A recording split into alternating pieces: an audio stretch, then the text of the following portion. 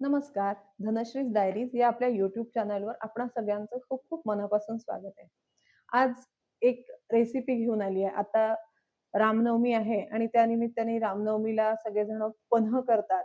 तर आता आपण माझे व्हिडिओज ऐकले असतील, की वजनावरती मी व्हिडिओ टाकले आहेत. मग वजन कमी करायचं आहे, मग त्याच्यासाठी आपल्याला साखर बिलकुल खायची नाहीये. मग पन्ह कसं प्यायचं बरं? पन्ह प्यायची तर इच्छा सगळ्यांनाच असते ना. मला पण पन्ह खूप आवडतं आणि मी स्वतः डाएट करते. म्हणून मी एक नवीन प्रकारचं पन्ह आपल्यासाठी घेऊन आली आहे. कैरीचं पन्ह म्हणा किंवा कैरीचं सरबत म्हणा. बघा काय-काय लागतं त्याच्यासाठी साहित्य दाखवते. इथे घरचा पुदिना घेतलाय, स्वच्छ धुवून पुसून घेतलाय. थोडीशी वेलची पावडर घेतली आहे. हे कैरी आहे ही आणि ती उकडून त्याचा पल्प काढून घेतलाय आणि हा आहे खजूर.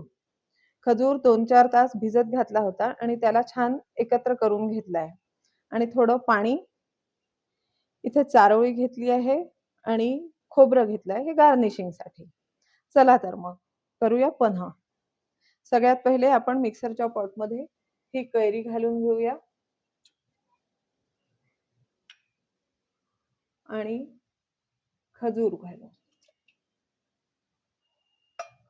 आता हे पुदिन्याची पानं, थोडंसं पाणी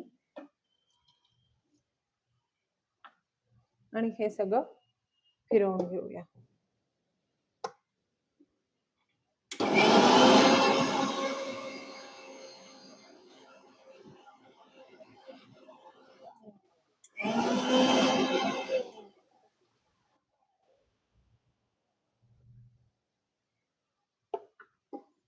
थोडं पाणी घालते. झालं. आपलं पन्ह रेडी आहे.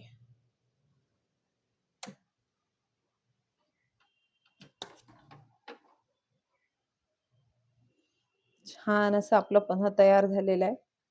कसं तुम्हाला घट्ट, पातळ हवं त्याप्रमाणे पाणी घालून तुम्ही कन्सिस्टन्सी करून घेऊ शकता त्याची.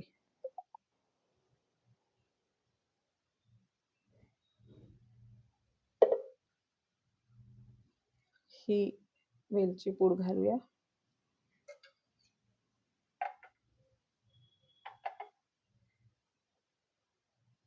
थोडंसं खोबरं, ही चारोळी आणि अशा पद्धतीने हे आपलं हेल्दी आणि टेस्टी डाएटला पण चालणारं आणि कोणी बाकीचे सगळे पिऊ शकतात हेल्दी म्हणून असं छानसं हे कैरीचं पन्ह तयार आहे.